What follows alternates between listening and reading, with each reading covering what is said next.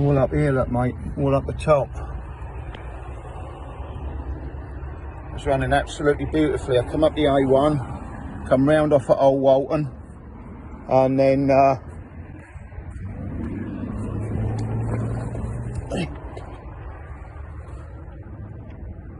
oh, this looking bad, mate. And then all of a sudden it just sort of like lost power, and it started pumping out a load of white smoke, and then that, look mate, mate, what fucking luck. Oh dear, oh dear.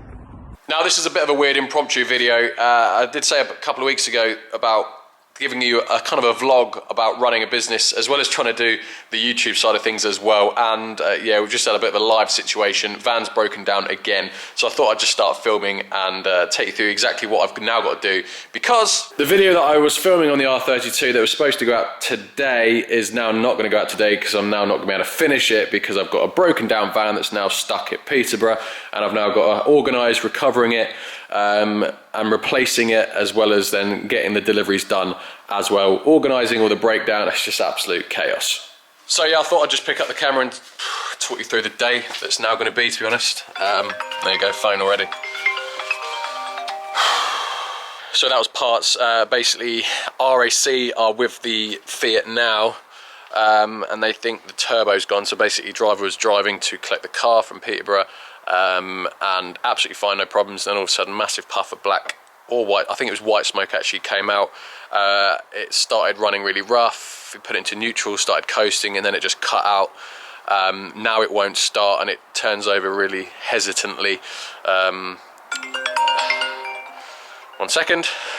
So yeah, where did I get up to? I think I said it's basically broken down. It now won't restart. RAC have just been out to it, and they suspect the turbo's gone. Has done 217,000 miles. I expect it to go way before it has, but there's oil all over the bottom of the engine, so it looks like maybe an oil seal's gone.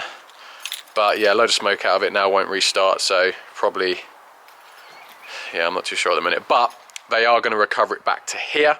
So I've just had to go get the Q7, which was actually up for sale at a dealer, so we've had to go get the Q7 back from the dealer because it's got the tow bar. And now my dad has actually just driven up to Peterborough with the Q7 to basically pick the trailer up, because the Fiat had a trailer on. Then they've got to get the car from Peterborough, drive it back here, and I've also now got to go get another car, because we were supposed to be delivering 2 cars today. I'm going to have to go up there, drive a car, get a car, and drive it to the customer, and then get the train back. So, and it looks like I'm probably going to be fitting the turbo as well, if it is a turbo. I don't even know yet. This is all a live and unfolding situation. So that basically RSC suspect a turbo, so I'm going to preempt, order a turbo now, should be here tomorrow, and try and fit that overnight tomorrow. I don't even know at this point. I did try and take it to Fiat in Peterborough, but they were like, yep, we can look at it in 2 weeks. Absolutely no use to me whatsoever.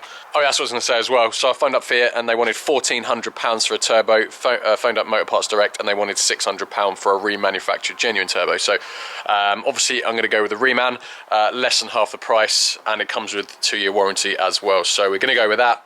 Obviously makes sense.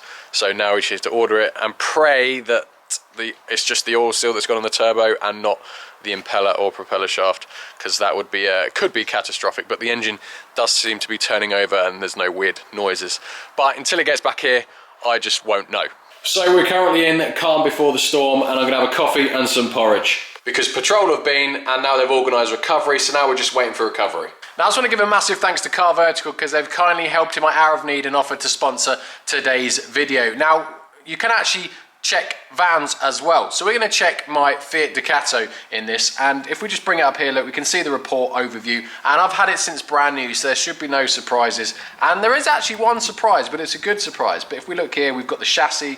It's never been stolen. It's not wanted for any odometer issues. There's no finance, and it's got an MOT, and has not been recorded as damage, which is the main thing. But the cool thing is, if you go down to odometer, look, there is one issue, and you can see at the end there it's spiked, but this has only had an MOT 3 times, yet there's loads of data for mileage. Now I don't know where they've got that from, but it's interesting to know that they don't just collect data from MOTs, because The only places I can think that they've got that mileage from is when it's gone into the dealer for an issue. And that's quite cool that it can pick it up from the dealer, because that's something that a normal person wouldn't be able to get information from. But that last one is just someone's obviously looked at it and gone for the taco head and put it in kilometers instead of, because if you times 212,000 by 1.62, which is miles to kms, it comes out at 344. So you can quite easily find that issue, because you know it's not done 130,000 miles in a month. But let's just go over to another Fiat Ducato, one I actually bought a year ago, and I don't know if I mentioned it at all. It was a tipper that I was going to fix, but because I stopped driving, I didn't end up doing it, so I ended up selling it. But we have the report for this here, which I did at the time when I bought it. And if we scroll down, it had only done 2,000 miles, and we can have a look at the last known mileage at 7, and I think I bought it a couple of months after the date that it was crashed.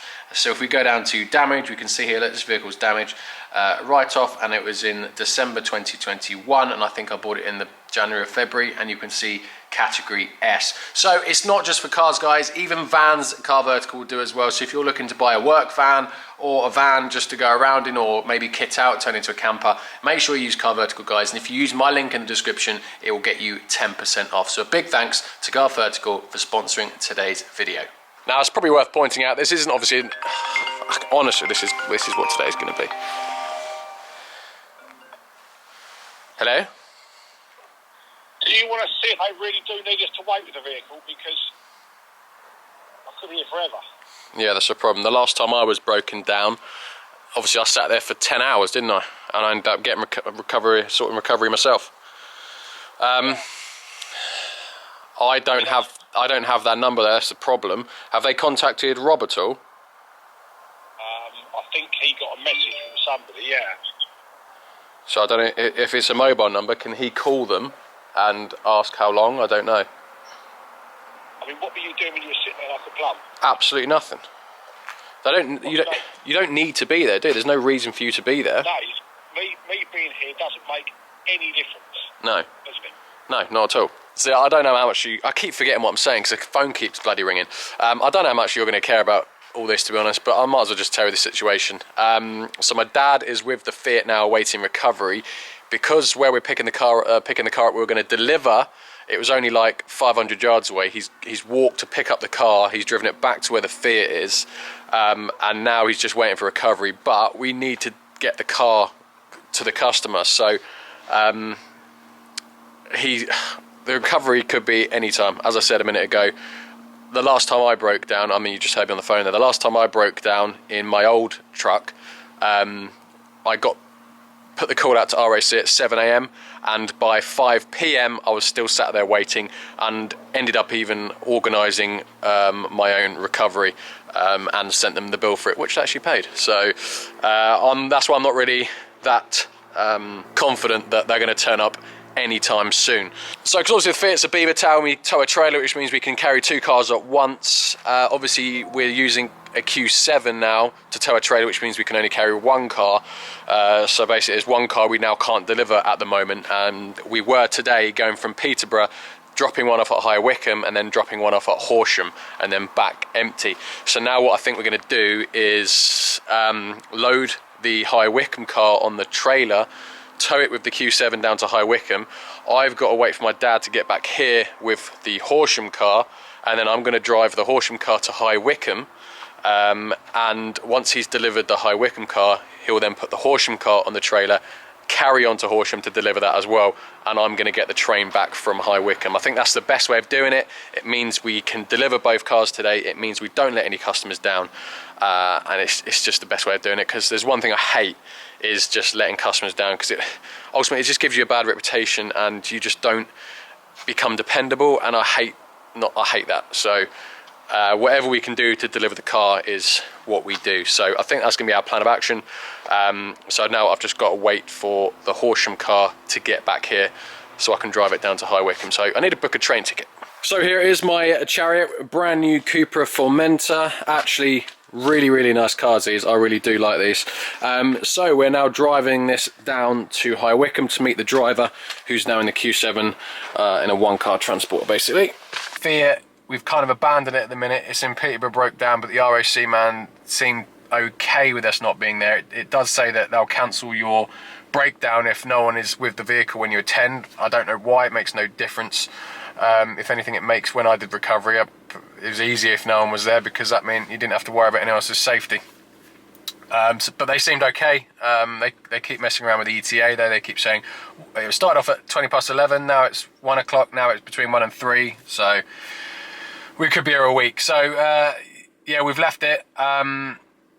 So I'm now driving to High Wycombe. We've changed it a little bit, so instead of me giving the car to the driver and then him carrying on with this on the trailer to Horsham, and then me getting the train back from High Wycombe, we'll have to go into central London and back up the Northern Line, or wherever it is. So it's like a 3-hour train journey. So what we're going to do instead is he's going to drive this now all the way to Horsham, and I'm just going to meet him with the Q7 and drive the Q7 back. It actually saves me about an hour travelling, and it also will save him about 15-20 minutes getting the train back instead of driving back, and also the train ticket was about £10 cheaper. So that was the most obvious thing to do. So that is what we're doing so far. I haven't even got on to tomorrow yet, because we're supposed to be delivering 2 cars north tomorrow, which obviously now we won't be able to do. We will only be able to have capacity to take 1. So I might also be driving tomorrow now and getting the train back. I haven't got that far yet, but I just thought I'd update. So now we're heading down to High Wycombe to meet Rob with the Q7. So I didn't have my camera equipment, so I'll see you in a minute. I'm running about half an hour in front of Rob, who are meeting at we're now meeting at a Shell garage in Corley Wood. I'm about half an hour in front of him, so I'm absolutely starving because I haven't even had time to think this morning. So I'm just going to pop in here, grab a sandwich, and fill up with some fuel, because I've got to put enough fuel in here for the customer for when they get the car. So yeah, that's where we're up to at the moment. Recovery on the Fiat. They're still not there yet. I haven't had a phone call yet or anything, so we're still awaiting that. Yeah, it's probably worth noting at the minute that I've spent a lot of money on the Fiat in the last couple of months. So I booked it in for a cam belt and water pump, and at Fiat in Peterborough, and they ended up, I don't know what happened, but it ended up needing, miraculously, the head gasket when it was in there, and it needed a head gasket as well as a water pump and the cam belt, obviously. So that was £4.5 grand. And then the DPF light came on a week after that, and then it needed a new DPF, but then I was like, I'm not putting a new DPF on it because that's about 1,800 quid. So I ended up booking it in to get the DPF removed and remapped out, and then that was a problem as well, because then it kept going into limp mode, and I was like, well, it wasn't going into limp mode before. So after another day or two, the company that did the remap then found a map that didn't put it into limp mode. So now I'm thinking, is the turbo gone? Is that to do with the remap? I don't know at this point. Am I ever going to know? Probably not.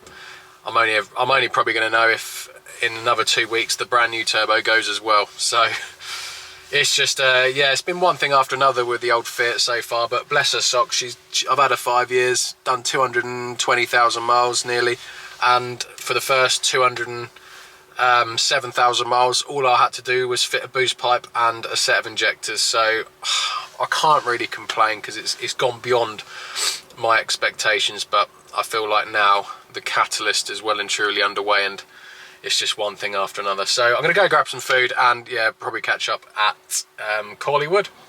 Or is it Chorley Wood? I don't know. Corley, Chorley, one of the other two. And that's me at a random Shell garage in Corley, or Chorley Wood, wherever you want to call it. So I've just jumped in the Q7 now, so I've got a Q7 and an empty trailer. So now we're going to go back to the farm, and fingers crossed the Fiat will be there waiting for us. I haven't had a notification it's collected yet, and it's 3 o'clock. It's going to be about an hour and 15 minutes back to the farm from here, so 4:15. Probably going to be getting dark by the time it gets there, so whether I can get it pushed into the workshop tonight or not, I don't know. So yeah, I'll head back now, and any drama on the way I'll just stop and record it, but I'm a bit, can't do much because I can't drive and record. So yeah, see you back at the farm and see if the Fiat's there when we get there.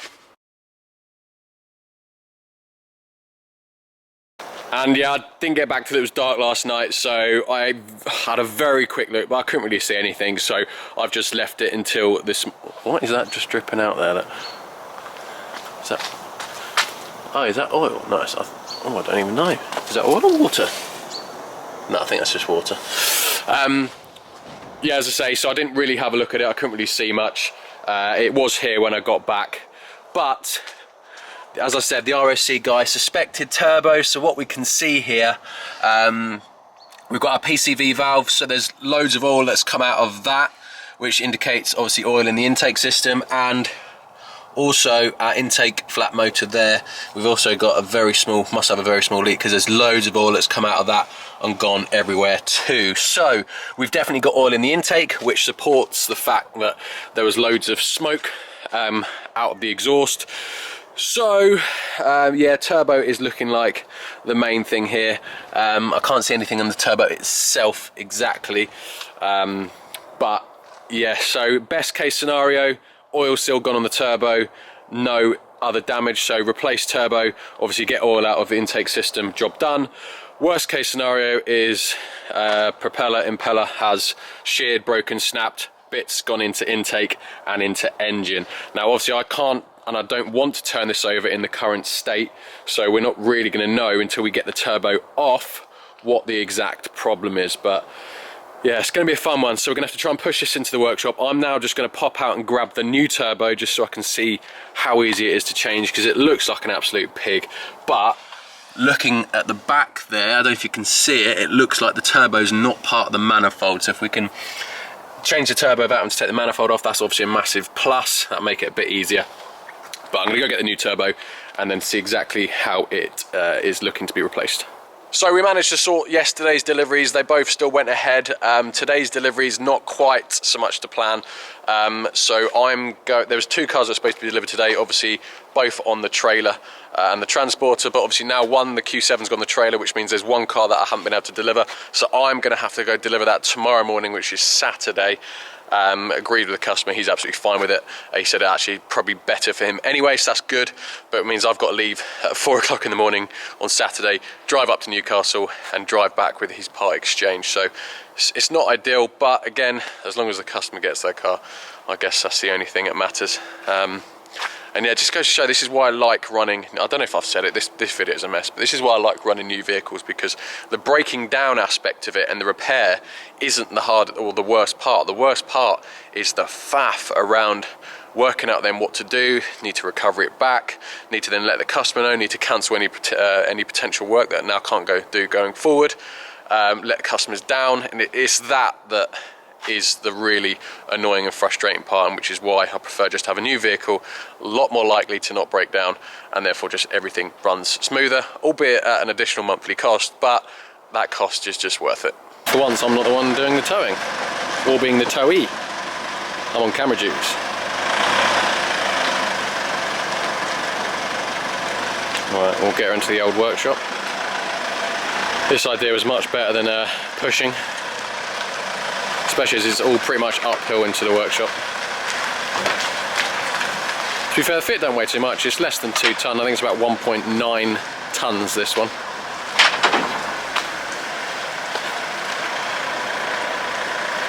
But this is definitely a lot less effort than pushing. So we're going to have to push it in frontwards, because my ramp, because of how long the beaver tail is, the ramp won't allow me to reverse it in.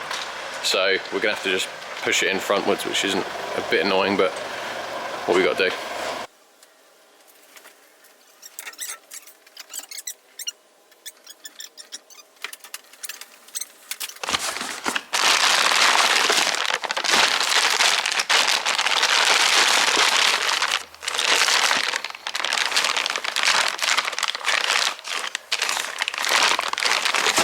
So it's studded as I thought it would be.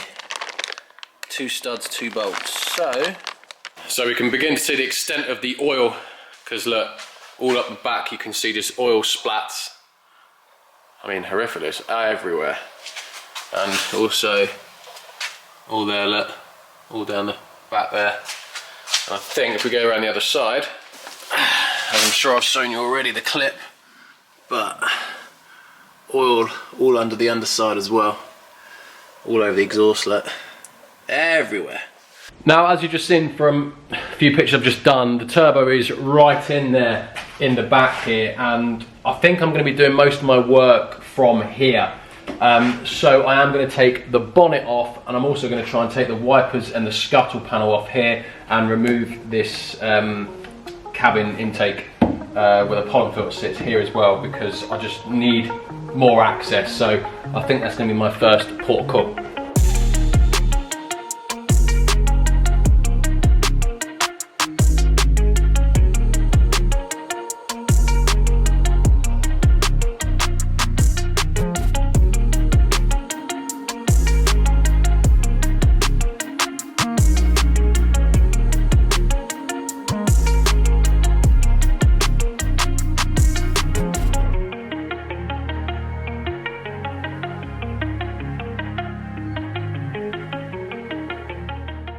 Right, it's now the next day and it's now Saturday morning. It's 11:30 in the morning. I've just got back from an 8-hour round trip to Newcastle delivering yesterday's car that obviously couldn't go in the end because of the Fiat broke down. So I was up at, what was it, 3 o'clock this morning. So I've just got back. But now, Saturday, we're back in the workshop because I've now got to try and fix the Fiat to see if I can get it back on the road. Probably not going to be Monday, but at least by Tuesday. Now, obviously, because this is time sensitive, this job, I have been doing some bits. I haven't filmed everything. I've got all the throttle body off, EGR pipe removed. This side, I have also got, I've undone the turbo studs. I've undone the turbo clamp, exhaust clamp to the turbo. But I've come to the realization, I think I'm gonna have to drop all the subframe because I cannot get to the DPF. So the DPF here is fixed in place and the bolts for it are right down in that gap there, and there's just no way that you can get to those bolts. And I need to be able to move the exhaust out the way so I can get the turbo off. And also there's some coolant and oil lines behind the turbo, which is in between the turbo and the DPF. So again, I cannot get to them with the DPF there. So this is an absolute pig of a job. I've had a look online and I cannot find one single video on a Multi-Jet 2 with someone taking either the exhaust or the turbo off. I found one of a Multi-Jet 1, I think it was, where they had the rear axle off, or sorry, front subframe off, but that was a slightly different turbo. It wasn't 100% the same, but I think I've got to go the same way. So I need to obviously crack on now, so I think I'm just going to put the camera at the back here and just put it on one big time lapse. I'll try and talk through what I'm doing afterwards, because I don't actually know what I'm doing yet. I'm kind of doing this as I go, trying to work out what I don't have to get removed to do this, but I think it's just going to be one of those where I've got to remove everything.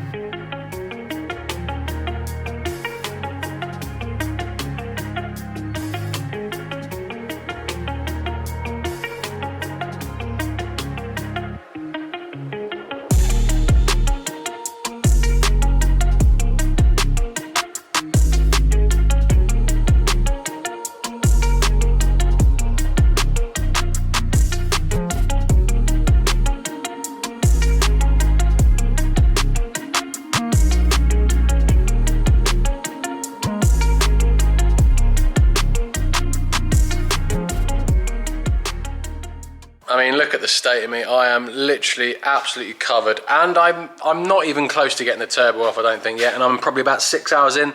Yes, never done this before, so we all know the first time doing something like this takes 2 to 3 times longer, but still, it's a joke. So as you can see, I've had to drop this the subframe of the steering rack, which means I've had to drop all the fluid for the steering rack, and that reveals the massive, look at the size of it, massive DPF, which is completely covering the turbo, which is why I can't get to it. I mean, the turbo is still way up in that gap, and there's all sorts of pipes behind it, which that's the reason I can't get the turbo out, because the access to all them pipes. So I've got to get the DPF out. So I've got it loose. I think I've got the bolts out for it. I've just snapped the exhaust bolts, taken it off. I thought it was easier doing that because I'm on my own, and then trying to take the whole exhaust system off with it. I just won't be able to do that on my own. So I think I'm nearly there. I've just got to now drop it back down to get the last clamp off, one of these clamps off the turbo, and then I'm hoping it'll just pop off. But then I've got literally about 8 or 9 sensors in the DPF as well, so I've got to find all the wiring to them and unplug them and take them out with the DPF. Gee, this is an absolute faff. I mean, it probably would have been easier. No, I don't know if it would have been easier to take the engine out, because you still got to take the DPF off to take the engine out, I think.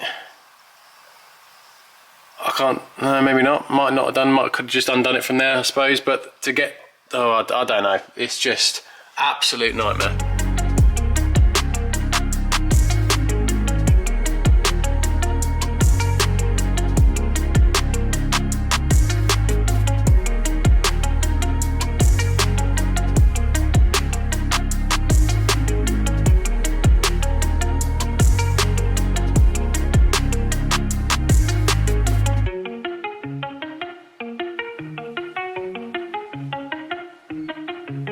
So it's finally out and I am done. After all that, we've got it out and it was an absolute arse to do. So much had to be taken off, but you just saw that final clip there. Finally got it out, and well, the good news, you've just seen me take this apart, and it is, look, as we can see, I've just stripped the, I don't know why I took the exhaust side of the turbo apart first, because we knew it was in the inlet. But there we go, look, there's the inlet side of the turbo, and you can see, look, absolutely covered in oil. So confirmed oil seal on the turbo has gone, which was why everything happened the way it did. That's what we suspected in the first place, so that's good. At least we haven't done that for no reason. The good news is, though, the impeller and propeller are all good. There's no broken parts, there's nothing untoward missing.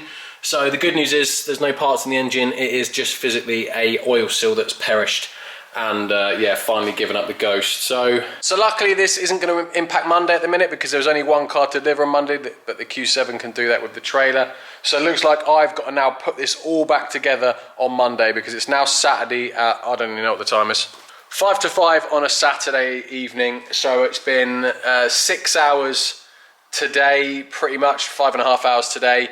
3 hours yesterday, I think it was. So it's 8.5 hours to get to the halfway point.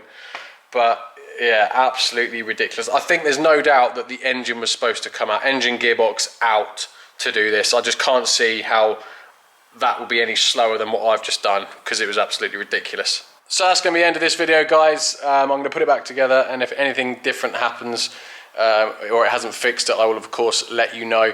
So I hope you did like the impromptu video. Let me know in the comments what you thought of it, and if you could be asked at doing any of this. So I'll catch you in the next one. Probably going to be Wednesday-ish now for the R32. Cheers, guys.